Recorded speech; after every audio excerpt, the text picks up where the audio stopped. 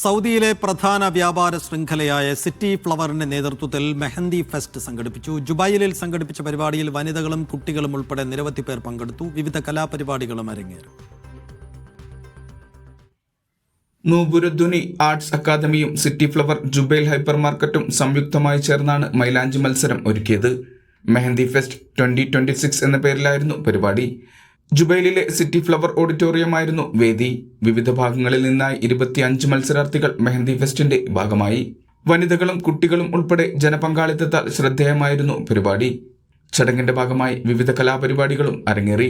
City flower Jubail hyper market manager Haneefa Kambayathil, city flower marketing manager Naushad Kappad, Thajudheen, Girish K Haridas, Safras, Dayana Antony തുടങ്ങിയവർ പരിപാടിയുടെ ഭാഗമായി. Vishal Cherpulassery, media 1, Dammam.